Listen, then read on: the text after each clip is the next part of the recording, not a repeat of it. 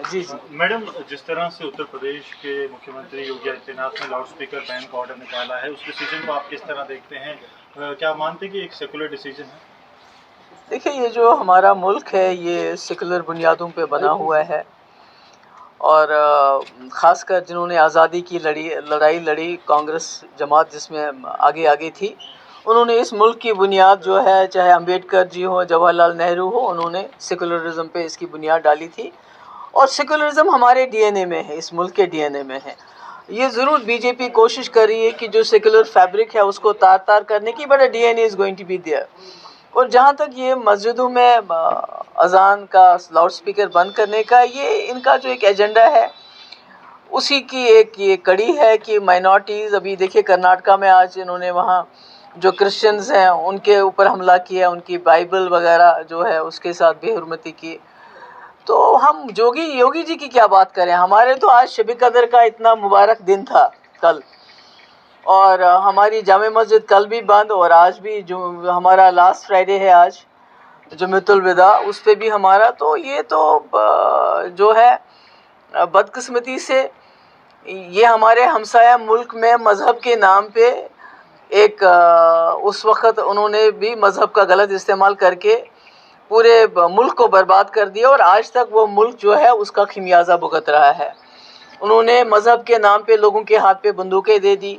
आज हमारे मुल्क के अंदर बिल्कुल वैसा ही हो रहा है, और मज़हब के नाम पे बुलडोज़र चलता है, मज़हब के नाम पे लोगों के हाथों में तलवारें दी जाती हैं, और उनको बाज़ाब्ता जो है नौकरी तो दे नहीं सकते आप, महंगाई का आप कुछ कर नहीं सकते हैं, बिजली के लिए लोगों में हाहाकार मची हुई है, तो ये काम आप कर नहीं सकते। तो सबसे आसान काम है कि हिंदू मुस्लिम को आपस में लड़ाओ, लाउड स्पीकर की बात करो, हिजाब की बात करो, हलाल की बात करो, दूसरी जो दाढ़ी की बात करो। तो ये और यही चल रहा है इस मुल्क में, और मुझे अफसोस है कि अगर हम भी उसी तरह चलते रहे तो हमारे मुल्क का भी हाल जो है आने वाले वक्त में बहुत बुरा हो सकता है, क्योंकि 20-25 करोड़ मुसलमान, उसके साथ जो क्रिश्चियंस हैं, उसके बाद दूसरी माइनॉरिटीज़ हैं, तो आप उनको ख़त्म तो नहीं कर सकते ना, आप उनको तो रहना इसी मुल्क के अंदर है। लेकिन मैम ऐसा है, जैसे आप बात करते हैं यूपी की, अगर योगी आदित्यनाथ का अगर आप लाउड स्पीकर का ऑर्डर देखिए, वो सब मजहब के लिए, एक पर्टिकुलर रिलीजन के लिए नहीं, और रिलीजियस प्रीचर उसको वॉलंटरली उतार रहे हैं, तो फिर इसको रंगत क्यों दी जा रही है? रंगत की बात नहीं है कि आपके हमारे मुल्क में जो है फ्रीडम, हमारा राइट टू फ्रीडम है, यानी कि हम जो मज़हब चाहें उसको प्रैक्टिस कर सकते हैं।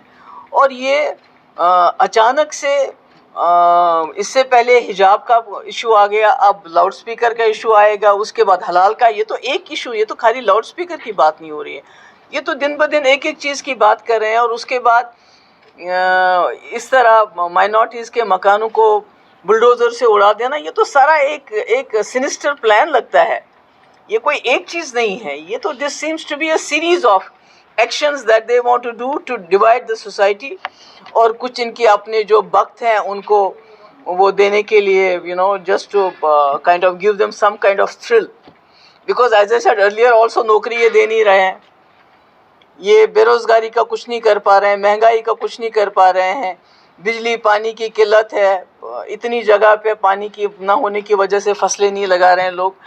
तो ऐसे में और क्या करेंगे, यही हिंदू मुस्लिम का खेल खेल रहे हैं। और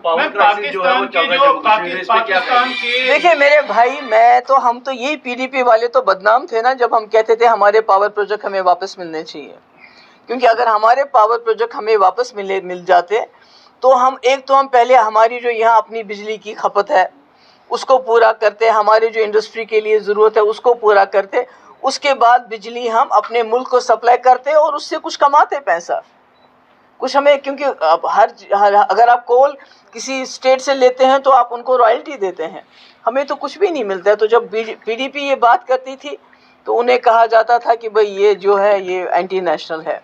तो ये अगर इस वक्त हमारे पावर प्रोजेक्ट हमारे पास होते तो जम्मू में ये हालत नहीं होती, कश्मीर में ये हालत नहीं होती जो इस वक्त हो रही है।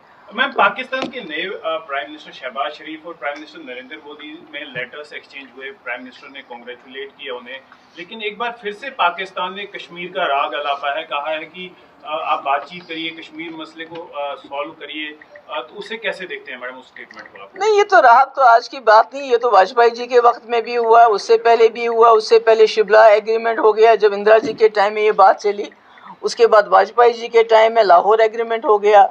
تو اس میں تو مجھے لگتا ہے کوئی چڑھنے والی بات نہیں ہے، یہ تو ایک مسئلہ ہے جو ماننا پڑے گا. یو این او میں، ہمارا یونائٹڈ نیشن میں یہ مسئلہ ہے، جب تک ہم اپنے گھر کے اندر، جموں کشمیر کے اندر، جب تک ہم خود اپنے لوگوں کا دل نہیں جیتیں گے، اپنے لوگوں کے ساتھ بات چیت نہیں کریں گے، لوگوں کو اپنی طرف نہیں کریں گے، تب تک تو ہم میم یہ جب پاکستان سے بات چیت کی بات آتی ہے، why people are defending terrorist. Just آپ دیکھیے 22 کو جیش محمد کے سوسائڈ بامبر آتے ہیں سنجوا آرمی کیمپ میں، اگر گھس جاتے تو اتنے مر جاتے جسٹ ٹو اسکٹر پرائم منسٹرز پروگرام. اس کے بعد کل آئی ڈی ہوتی ہے ہسپتال کے پاس، بترا ہاسپٹل جہاں لوگ جاتے ہیں. پھر بھی اگر ہم کرٹیسائز نہیں کر رہے تو اینڈ دین تو ہماری سیکیورٹی 10 لاکھ فوج ہماری یہاں کیا کر رہی ہے؟ if they are not able to deal with 200، جو یہی بولتے ہیں نا 100-150 ملیٹنٹ ہے، اگر 100-150 ملیٹنٹ کے ساتھ ہماری 10 لاکھ فوج ان کو ڈیل نہیں کر رہی ہے تو پھر ہم کیا کر رہے ہیں؟ کیا کر رہے ہیں پھر ہم لوگ؟ یہاں تو ہمارے لوگوں کا جینا حرام ہو گیا ہے ایسپا کی وجہ سے.